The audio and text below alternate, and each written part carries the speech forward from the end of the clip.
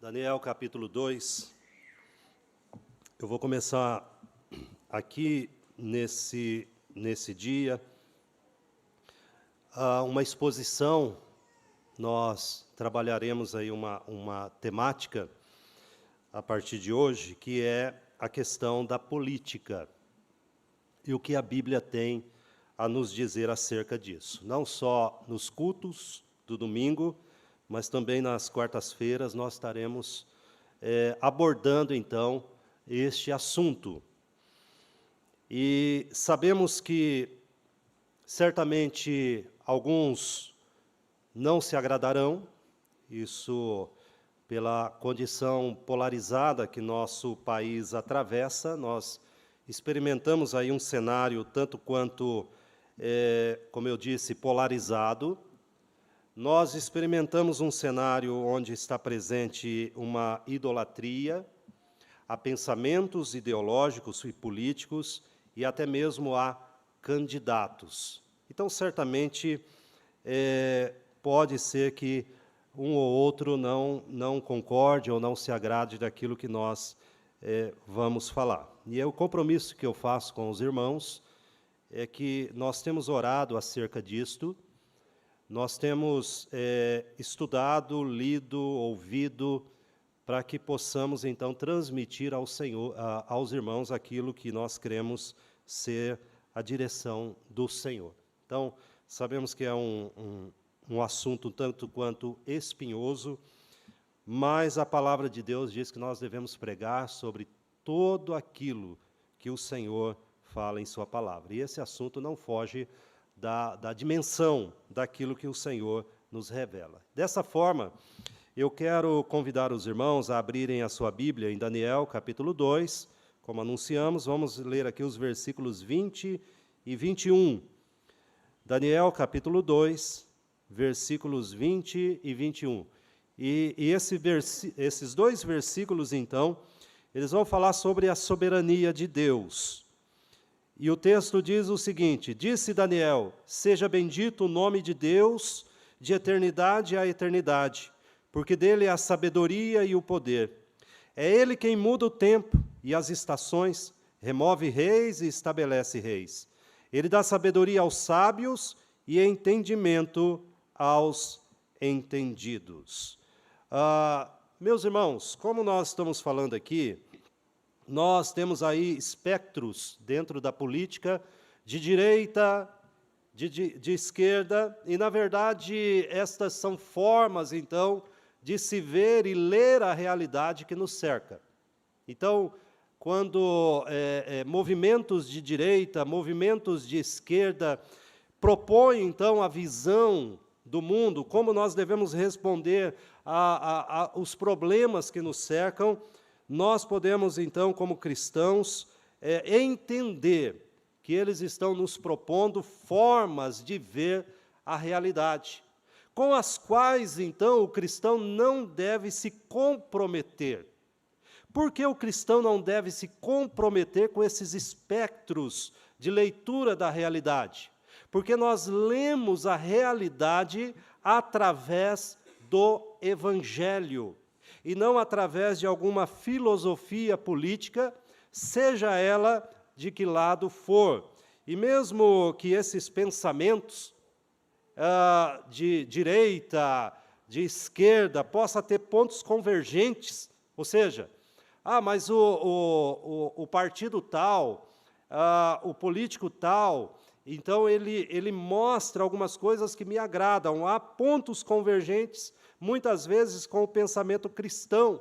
Nós precisamos entender que ele não dá resposta a tudo que nos cerca, mesmo que haja algumas convergências, e que a nossa concentração, diferente de pensamentos filosóficos, políticos, a nossa concentração não é só na horizontalidade da vida. Nós não damos, como cristãos, o Evangelho, ele não se concentra em dar resposta apenas nesta vida, mas o Evangelho se concentra no todo, em dar resposta àquilo, então, que continuará na eternidade, e com o evangelho que o cristão deve se comprometer totalmente. Bom, dito isto, nós podemos então fazer uma pergunta: quem vai governar? Nós estamos aí diante de uma eleição que se aproxima. Quem vai nos governar? Sejam governos do país, nacional, governos locais, quem irá nos governar? E se fulano governar? E se fulano subir ao poder, for alçado, então, ao governante, o que vai acontecer conosco? O que sucederá, então, com a nossa vida? Então, ao olhar para este texto de Daniel, capítulo 2, e nós vamos ver aqui, não só o capítulo 2, mas alguns outros versículos, nós vemos a história de Nabucodonosor. Nabucodonosor, como creio que muitos aqui sabem, a maioria, ele foi rei na Babilônia, e um rei muito poderoso. O seu império, então, alcançava todo mundo conhecido ali. Foi Nabucodonosor que invadiu muitas nações, inclusive a de Israel, e trouxe o país, as melhores pessoas do país cativos, então, para a Babilônia. E ele teve um sonho. Nabucodonosor sonhou. E ele queria a interpretação deste sonho dos seus sábios. Ele era cercado, então, por sábios, adivinhadores, encantadores, magos e assim por diante. E ele chama esse grupo e diz: olha, eu tive um sonho, eu quero que vocês interpretem este sonho para mim.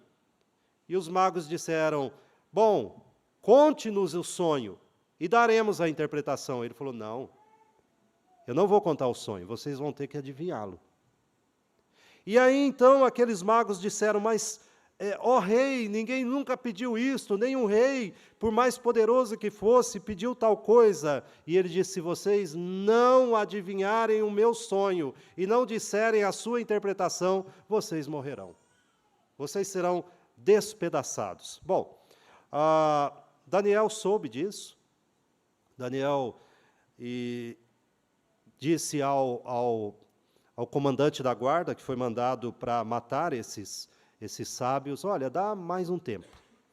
E ele pede esse tempo ao rei, e ele se reúne, então, com os seus amigos, Sadraque, Mesaque e Abednego, e eles oram. E Deus, então, dá a Daniel não só o sonho que Nabucodonosor teve, mas a sua interpretação. E o versículo que nós lemos aqui, no exato momento em que Deus, então, dá esta interpretação, dá esta descoberta do sonho a Daniel. E o versículo 20 fala da expressão de Daniel. No versículo 19 diz: então foi revelado o mistério a Daniel numa visão de noite. Daniel bendisse o nome de Deus, do Deus do céu. Disse Daniel: seja bendito o nome de Deus de eternidade a eternidade, porque dele é a sabedoria e o poder. É ele quem muda o tempo e as estações, remove reis e estabelece reis. Ele dá sabedoria aos sábios e entendimento aos entendidos. Bom, aqui nós podemos aprender uma lição que nos surge aqui, para respondermos, então, o que vai acontecer conosco se, de repente, sobe ao governo aquilo que nós podemos dizer de um governante, então, que não serve a Deus, um governante que nós podemos declarar como mau e assim por diante. E aqui nós podemos aprender o seguinte: Deus é a fonte dos governos. Esta é a primeira lição que surge desse texto. Deus é a fonte dos governos. Veja que ele vai dizer para nós no versículo 1, é ele quem muda o tempo e as estações.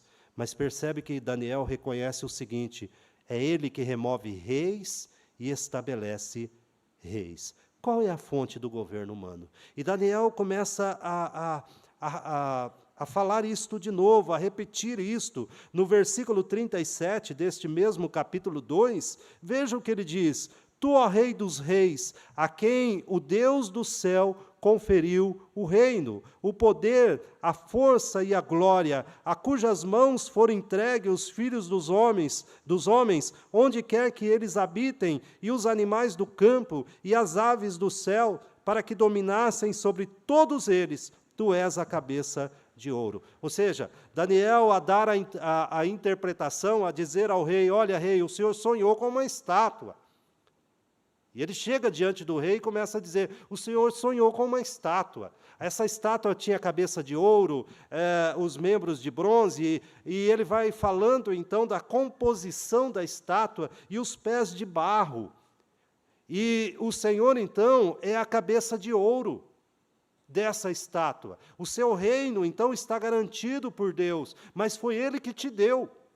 Ele conferiu ao Senhor. É isso que ele diz no versículo 37. Tu, ó Rei de reis, a quem deu o Deus do céu, conferiu o reino, o poder, a força e a glória. Meus irmãos, Daniel deixa claro aqui ao rei que quem conferiu o poder a ele foi Deus, mesmo sendo ele um rei mau. E, inclusive, que não adorava a Deus, era um rei ímpio. Tanto é que Daniel poderia ter sido tomado de uma revolta contra este rei, porque ele mesmo foi vítima deste rei. Este rei Nabucodonosor, quando ele era adolescente, entrou na cidade de Jerusalém, matou muita gente, destroçou a família dele, e o levou cativo, junto com outros jovens, para a Babilônia. Mas não há no coração de Daniel qualquer dúvida de que quem alçou este rei, a posição que ele desfrutava ali, a imposição cruel que ele colocava aos seus súditos, inclusive aos magos, dizendo: olha, se vocês não fizerem isso, eu vou matar vocês. E Daniel diz: foi Deus. Deus é a fonte do governo humano, dos governos, todos eles, no céu e na terra. Toda a autoridade foi estabelecida por Deus. Neste momento, o rei Nabucodonosor não entende isto. Ele não entendeu. Ele ainda achava que, de alguma forma, ele era um rei divino, e o Senhor não tinha nada a ver com o seu governo. Mas no capítulo 4 de Daniel, nós temos aqui um testemunho de Nabucodonosor. E Nabucodonosor tem outro sonho. Parece que é um rei que sonhava bastante, né? E ele tem outro sonho. E ele já procura Daniel. E ele escreve no capítulo 4, a partir do versículo 1, diz assim: o rei Nabucodonosor, a todos os povos, nações e homens, de todas as línguas que habitam em toda a terra, paz vos seja multiplicada. Pareceu-me bem fazer conhecidos os sinais e maravilhas que Deus, o Altíssimo, tem feito para comigo. Aqui, na verdade, Nabucodonosor escreve um testemunho de conversão. Se você depois quiser ler, né, chega em casa, dê uma lida no capítulo 4, nós temos aqui o testemunho de conversão do rei Nabucodonosor. E ele sonha. Dessa vez, ele tem um sonho com uma árvore. Então, no capítulo 2, ele sonha com uma estátua, e aqui ele sonha com uma árvore. E ele diz que essa árvore era muito frondosa, e embaixo desta árvore se aninhavam os animais, nos seus galhos os pássaros. Ela dava fruto que era suficiente para todos. Era uma árvore, então, importante para a subsistência de toda a vida. E veja aí o capítulo 4, o versículo 17. Porque, na sequência, ele vai contar o seguinte: olha, de repente eu me exaltei diante de Deus, e o Senhor então me puniu, o Senhor me puniu.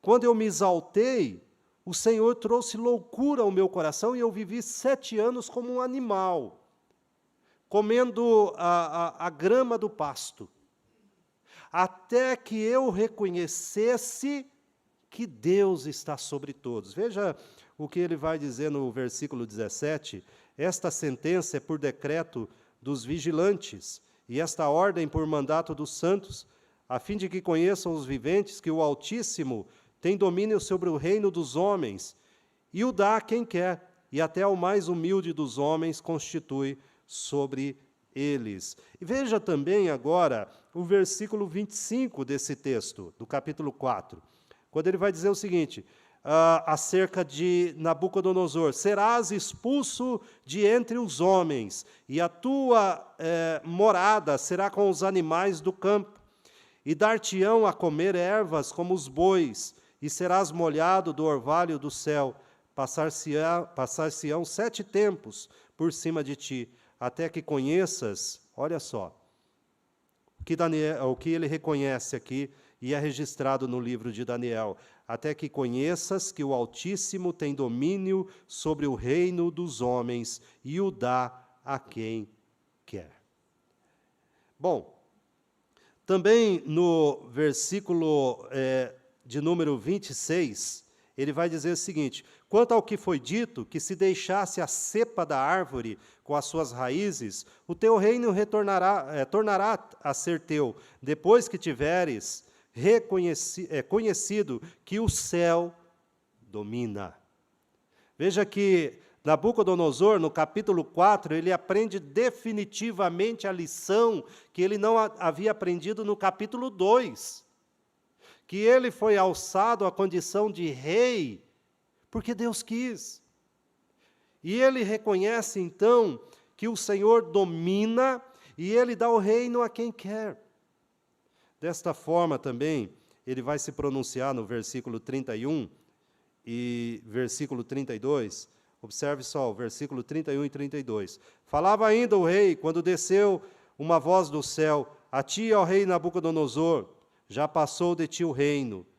Serás expulso de entre os homens, e a tua morada será com os animais do campo, e far-te-ão comer ervas como os bois, e passarão 7 tempos por cima de ti, até que aprendas que o Altíssimo tem domínio sobre o reino dos homens, e o dá a quem quer. Nabucodonosor, meus irmãos, ele então começa a viver como um animal. Ele começa a viver, como o texto diz aqui, como uma fera do campo. Ele começa a se alimentar do capim do campo, até que ele reconheça que o Senhor domina. Bom, o reino dos homens pertence a Deus. É isso que Daniel quer nos ensinar aqui. Esse é o refrão do capítulo 4. E é isso que nós devemos entender. Quem governará? Meus irmãos, o que nós percebemos aqui é que quem será alçado à condição de governante pertence a Deus. É lógico que isso não nos isenta da responsabilidade de escolher bem os nossos governantes. O que eu quero enfatizar aqui é que o reino dos homens pertence a Deus. Bom, entretanto, nós precisamos refletir aqui que o governo de Deus está acima do governo dos homens. Isto é uma lição que surge no texto, e o Senhor remove Nabucodonosor dali, e esta esfera de poder de Deus deve acalmar os nossos corações. Talvez a gente ande aflito, né? E aí? E se fulano ganhar? O que acontecerá com as igrejas? O que acontecerá com o evangelho? O que acontecerá com a economia? O que acontecerá, então, com essas pautas que nós temos visto tão danosa para a família e para a sociedade? Uma coisa que acalma o nosso coração é saber que Deus está no controle dos governantes. Mas uma coisa que eu quero colocar agora, talvez seja um ponto um pouquinho mais problemático do que eu já falei aqui, que certamente os irmãos já sabem, mas a questão dos governantes maus. Eu quero abordar aqui a questão dos maus governantes. Como que o cristão, como que o crente deve reagir quando sobe ao trono ou ao governo um governante mau? Como nós devemos reagir a isso? Bom, eu quero trazer aqui alguns exemplos. O primeiro exemplo é de Faraó. A Bíblia deixa claro que Faraó era um governante mau. governante mau. Paulo fala sobre ele lá em Romanos capítulo 9, versículo 17, citando o Êxodo capítulo 9. E Paulo diz o seguinte: porque a Escritura diz a Faraó: para isto mesmo te levantei, para mostrar em ti o meu poder, e para que o meu nome seja anunciado por toda a terra. Bom, se teve um homem que fez mal ao povo de Deus, este homem se chama este Faraó do Egito, da época do Êxodo ali. Este homem, então, prejudica o povo de Deus a tal ponto que este povo de Deus se torna escravo na terra do Egito. Mas, quando a Bíblia olha para este homem, ela olha numa perspectiva espiritual, dizendo: olha, eu levantei Faraó, eu levantei este homem, e eu levantei este homem para mostrar nele o meu poder. Meus irmãos, Faraó, um homem ímpio, perverso, foi levantado a esta posição política. Ele era o político mais poderoso da terra.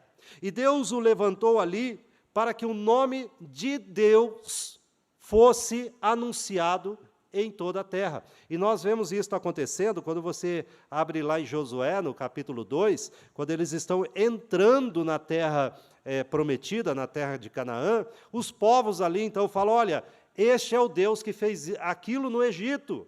Este é o Deus que fez aquilo com tal rei, e aquele outro rei, o rei de Baçã, e assim por diante. O Senhor levanta homens e os alça ao poder, mesmo homens ímpios, para que o seu nome seja exaltado. Bom, tomando consciência disso, será que nós precisamos temer governantes, mesmo governantes ímpios? Muitas vezes a gente se preocupa em ver crentes temendo pelo destino do mundo e do Evangelho, colocando poder sobre homens que eles não têm, que não há neles. Se Deus os colocou ali, eles foram colocados para que finalmente Deus fosse glorificado. Não tenha medo de candidatos. Não tenha medo. Deus tem os seus planos. O Senhor levanta homens que, aos nossos olhos, parece que vão atrapalhar a obra de Deus. Mas, olhando para a sua palavra, nós vemos que Deus faz exatamente o contrário. Mas o que fazer diante de governantes maus? Se Deus os levanta, e sabemos disso, Deus os coloca ali, como que deve ser o nosso procedimento? Como cristão, o que fazer com aqueles governantes inescrupulosos que chegam ao governo, ao poder, através de fraudes? Nós temos aí a questão que se discute muito, a segurança das urnas. Né? Então, alguns falam: é segura. Outros dizem: não é segura. São fraudáveis. Outros dizem: não são fraudáveis. E, de repente, nós podemos pensar e imaginar: mas se algum governante chega ao poder através de uma fraude e consegue, de alguma forma, fraudar essas eleições e chegarem ao poder, devemos respeitá-los? Devemos fazer um levante? Como que nós devemos reagir a isto? Talvez o que eu vou falar aqui não seja da concordância de todos, mas, novamente, eu digo aos irmãos que eu pretendo me comprometer com a palavra de Deus, e o que eu vejo na palavra de Deus acerca disso tudo, que independente da forma que esses homens chegarem ao poder, a Bíblia diz que nós devemos respeitá-los, orar por eles e obedecê-los. Respeitá-los, orar por eles e obedecê-los. E eu quero mostrar que isso não se trata de passividade, mas eu quero mostrar que há um poder muito maior quando nós obedecemos a palavra de Deus do que qualquer levante, do que qualquer atitude que seja contrária à palavra de Deus para destituir alguém do seu governo. Bom, Eu quero primeiro citar o texto que está lá em 1 Timóteo, capítulo 2, versículos 1 e 2. E ele já é um indicativo também de como você deve escolher um candidato. Porque, como eu disse, apesar de que nós entendemos que a soberania de Deus é que coloca homens aonde eles governam, nós entendemos também que nós temos uma responsabilidade, e ela caminha junto, de escolher muito bem os nossos candidatos. E está aqui um bom critério. Se você quer saber como escolher um bom governante, aqui está o que a Bíblia diz que você tem que esperar deles. Talvez nós escolhamos por afinidade de amizade, ou uma simples indicação de outro. Percebam que nem mesmo a sua plataforma de governo deve nos seduzir, mas a Bíblia diz como escolher um candidato e o que esperar deles. Você deve esperar a possibilidade de viver uma vida tranquila e mansa e a possibilidade de continuar com piedade e respeito. Veja só, Paulo vai dizer a Timóteo: antes de tudo, pois, exorto que se use a prática de súplicas, orações, intercessões, ações de graças em favor de todos os homens, em favor dos reis e de todos os que se acham investidos de autoridade, para que vivamos vida tranquila e mansa, com toda a piedade e respeito. Bom, aqui nós temos um exemplo claro de como os nossos irmãos do primeiro século encaravam a ascensão de homens maus e de governos que chegaram à posição que chegaram através de fraude. Aqui tem um exemplo claro. Quem reinava, quando Paulo escreveu aqui dizendo, olha, orem por eles, intercedam por eles. Quem reinava aqui era Nero. Nero. E Nero chega ao poder através da sua mãe Agripina. E a sua mãe Agripina mandou matar o imperador anterior para que Nero pudesse assumir o trono. Uma forma injusta, um golpe. Aqui nós estamos falando de um golpe, onde Nero é elevado ao poder, e mesmo assim Paulo reconhece que esses homens serão julgados, essas pessoas serão julgadas por Deus, mas que este homem foi colocado ali não pela vontade humana, porque o céu domina a terra. E eles reconhecem isto. E quando ele reconhece que este homem foi colocado ali pela permissão de Deus, ele diz, orem por eles. Orem por ele, para que vivam vida mansa e tranquila. Respeite-os e obedeça-os. Bom, nós temos autorização da Bíblia para desobedecer uma autoridade, quando estas, então, derem ordens expressas para que você desobedeça a palavra de Deus. É a única exceção que a Bíblia traz. E a Bíblia não entra no critério de como eles chegaram ao poder. Ela não fala sobre isso.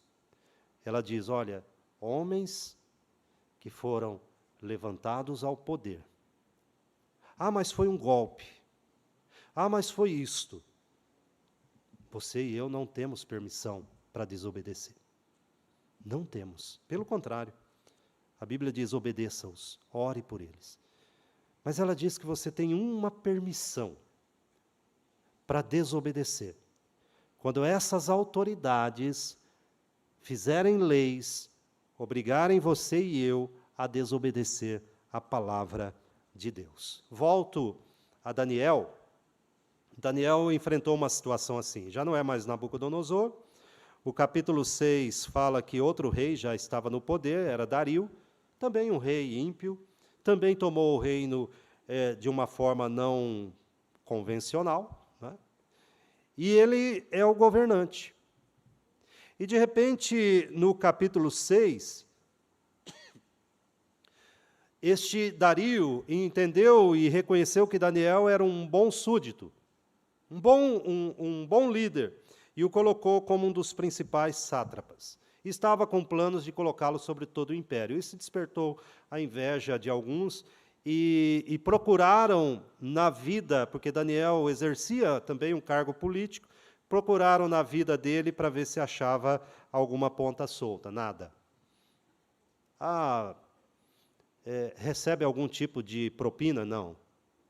Ele suborna alguém? Também não. Nada, nada, nada.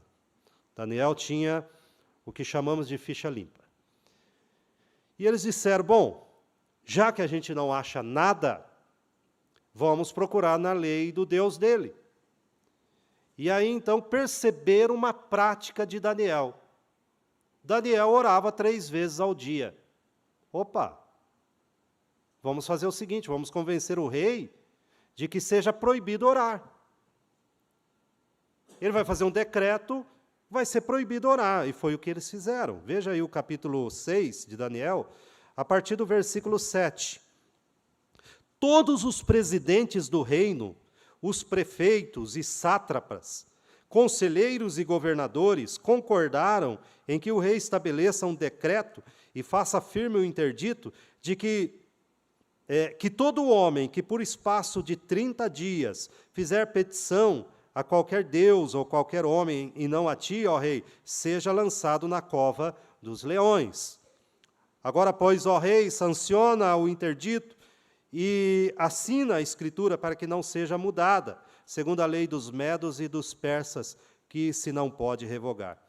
Por esta causa, o rei Dario assinou a escritura e o interdito. Conseguiram, né? A assinatura do rei proibindo a oração. Não podia mais orar a não ser ao rei, fazer qualquer petição só ao rei. E ele continua. Daniel, pois, quando soube que a escritura estava assinada, ele tinha ciência da lei, entrou em sua casa e em cima, no seu quarto, onde havia janelas abertas do lado de Jerusalém, 3 vezes por dia se punha de joelhos e orava, e dava graças diante do seu Deus, como costumava fazer. Não tinha como Daniel escapar. Ele quebrava a lei todos os dias, 3 vezes ao dia. Então aqueles homens foram juntos e, tendo achado a Daniel a orar e a suplicar diante do seu Deus, se apresentaram ao rei e, a respeito do interdito real, lhe disseram, não assinaste o interdito? Que por espaço de 30 dias todo homem que fizesse petição a qualquer deus ou a qualquer homem, e não a ti, ó rei, fosse lançado na cova dos leões? Respondeu o rei e disse, esta palavra é certa, segundo a lei dos medos e dos persas, que se não pode revogar. Então responderam e disseram ao rei, esse Daniel, que é dos exilados de Judá, não fez caso de ti, ó rei, nem do interdito que assinaste. Antes, 3 vezes por dia faz a sua oração. Transformaram a oração em crime. Transformaram a oração em crime. Meus irmãos, nós sabemos que os filhos deste mundo, como Jesus já advertiu, eles são estultos. Nós sabemos que mesmo nos dias de hoje isso acontece. Não é o que acontece? Transformar mandamentos de Deus em crime? Satanás faz isso. E nós temos exemplo na nossa própria nação, quando leis, então, afrontam aquilo que nós cremos. Lei da palmada, lei da homofobia, e assim vai. E a Bíblia diz que a única exceção da desobediência é quando você vai ter que desobedecer a Deus para obedecer um comandante ou algum governante. E sabendo que Deus é o Deus do céu e da terra, não é uma boa coisa desobedecê-lo. Se o rei Dario foi convencido de tornar crime a oração, nós vemos o Sinédrio transformando em crime a pregação do Evangelho. E aí nós vamos para um texto lá em Atos. Peço aos irmãos, então, que tenham paciência comigo aqui, e abra a sua Bíblia lá em Atos, capítulo 4. E observem aqui o que diz os versículos 18 ao 20, Atos capítulo 4, nós temos aqui a história de alguns dos nossos irmãos, os apóstolos, que estavam diante do Sinédrio. O Sinédrio era a Suprema Corte judaica.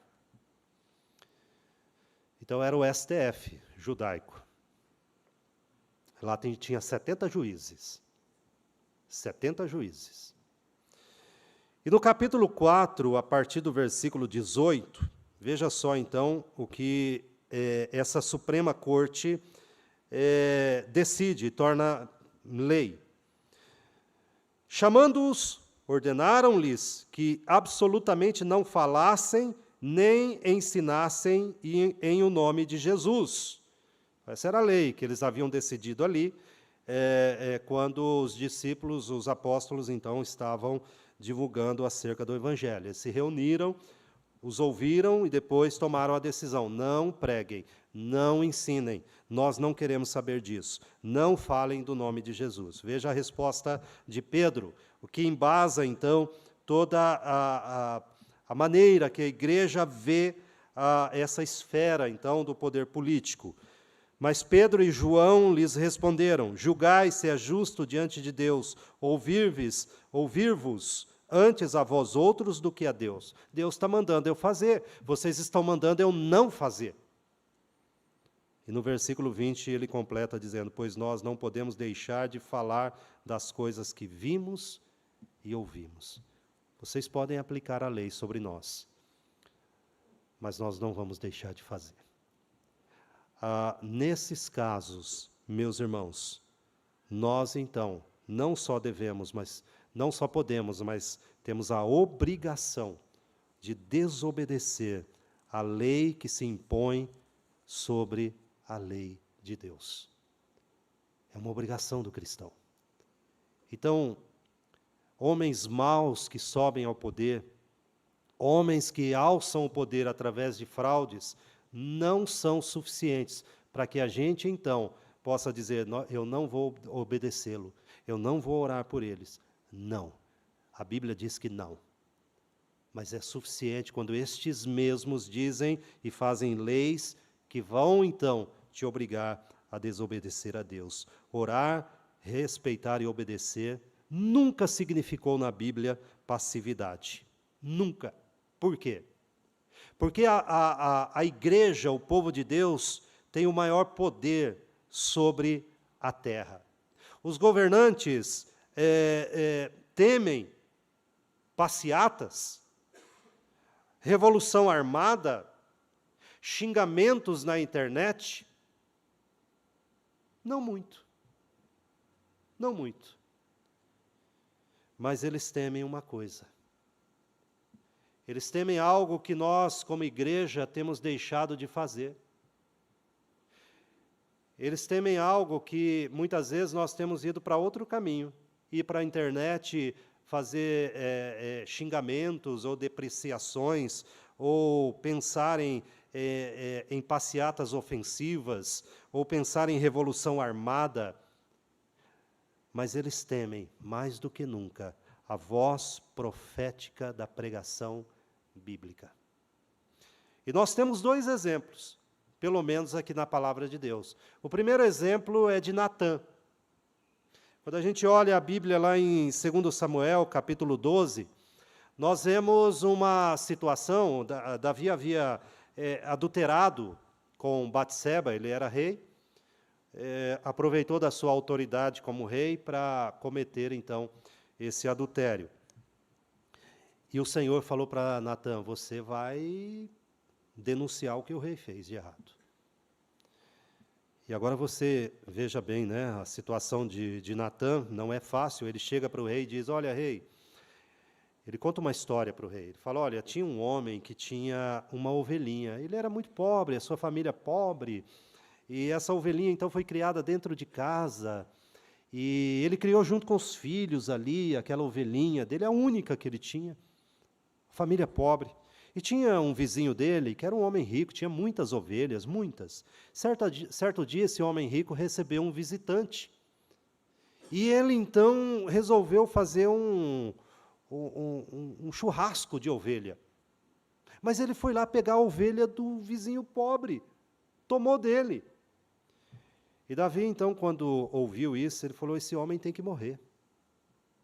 Esse homem tem que morrer. E Natan falou, esse homem é você.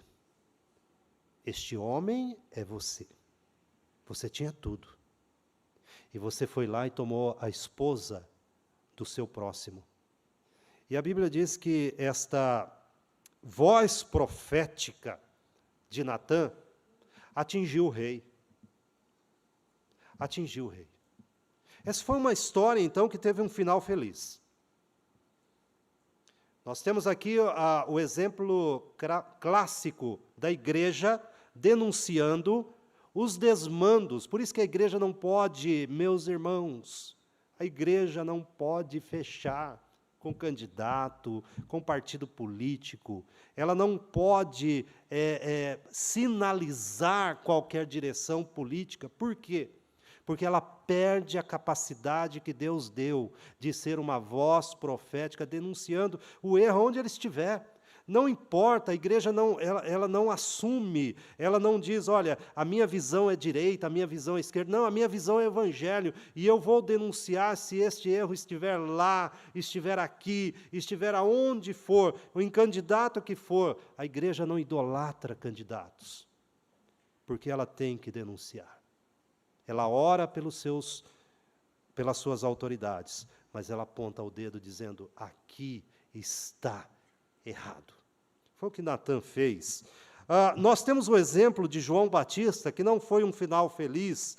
Enquanto Natan, então, teve um governante que abriu os ouvidos e ouviu e mudou de rumo, nós temos o exemplo de João Batista, que fez a mesma coisa, foi lá e falou, olha, Herodes, está errado, você está errado. E veja aí, abra sua Bíblia em Marcos, capítulo 6, a partir do versículo 17 desse texto. Nós temos aqui uma história, quando João Batista denuncia o casamento de Herodes com Herodias. E Herodias, então, era cunhada de Herodes, ou seja, ela era mulher do seu irmão. E ele foi lá e tomou essa mulher como esposa. E João Batista vai lá e fala, olha, está errado, você fez aquilo que Deus condena. Veja aí o capítulo 6, a partir do versículo 17. O texto diz o seguinte, porque o mesmo Herodes, por causa de Herodias, mulher de seu irmão Filipe, porquanto Herodes se casara com ela, mandara prender a João e atá-lo no cárcere, pois João lhe dizia, olha o que João dizia, e acabou sendo preso por isso, não te é lícito possuir a mulher de teu irmão. E Herodias o odiava, querendo matá-lo, e não podia. Então veja que a esposa de Herodes não gostou. Tinha um ódio no coração dela contra aquela mensagem de João. Porque Herodes temia a João. Eu acho essa frase extremamente maravilhosa. E a pergunta que nós fazemos hoje, meus irmãos, os governantes temem a igreja? Os governantes temem a igreja? E quando eu falo de temor, eu não estou falando de temor de perder voto, não. Não é perder voto. Mas será que a igreja tem incomodado governantes maus, que fazem desmandos? Esse é o maior poder da igreja. Não é passeata, não é xingamento na internet, não é revolução armada, mas é a pregação profética da igreja, dizendo, olha, Deus não concorda com isso. Herodes temia João, sabendo que era homem justo e santo, e o tinha em segurança. E quando o ouvia, ficava perplexo, escutando-o de boa mente. Por que Herodes temia João? E o texto explica, porque ele era um homem justo e santo. É assim que tem que ser a natureza da igreja. É dessa forma que se levantam homens e mulheres, quando governos maus se levantam. Eles se levantam com o poder do Evangelho, porque eles creem que é Deus que remove e coloca reis e governantes na vida dos homens. Os governantes devem temer o povo de Deus, porque o povo de Deus tem que se mostrar justo e santo, e não compactuar com o mal feito, mas denunciar aonde ele aparecer. Como eu disse, de esquerda, de direita, de centro, é candidato tal, não importa isto para a igreja. Isto para a igreja não importa, porque ela deve ser uma voz profética, para que governantes possam entender que quem domina sobre eles é Deus. E para que Deus o remova, assim como fez com Nabucodonosor. Veja que, quando a gente vê lá no capítulo 4, Nabucodonosor contando a sua história, ele diz que ele estava no jardim, na varanda do seu palácio, ele olhou o jardim, ele olhou a Babilônia, ele olhou aquela maravilha toda, ele falou, olha o que o meu poder fez. Olha que esplendor que eu conquistei. E Nabucodonosor, ele conta que ele ainda estava falando isto quando ouviu uma voz do céu. E a partir dali, então, ele é lançado com os animais, até que aprenda que Deus, o céu, domina sobre a terra. De onde veio essa mensagem? Esta mensagem vem do Senhor. Bom, nós encontramos ainda em Atos, se vocês abrirem um pouquinho para frente, Atos capítulo 7, quando Estevão fala ao Sinédrio. Como eu expliquei, o Sinédrio, então, é a Suprema Corte judaica, composta de 70 juízes. Estevão estava lá. E olha o que Estevão fala para esses magistrados. Percebam a ousadia deste homem. Quando ele diz assim, no versículo 51, do capítulo 7 de Atos, homens de dura cerviz e incircuncisos de coração e de ouvidos, vós sempre resistis ao Espírito Santo, assim como fizeram vossos pais, também vós o fazeis. Qual dos profetas vossos pais não perseguiram? Eles mataram os que anteriormente anunciavam a vinda do justo, do qual vós agora vos tornastes traidores e assassinos. Vós que recebestes a lei por ministério de anjos e não a guardaste. Como eu falei, meus irmãos, o reconhecimento da igreja de que todo governo que lidera é porque Deus o colocou ali. Nunca significará passividade. Ele deve ser confrontado com a palavra de Deus. É o que Estevão faz diante da Suprema Corte. Ele diz, olha, o que vocês estão fazendo está errado. Há uma dureza no coração de vocês.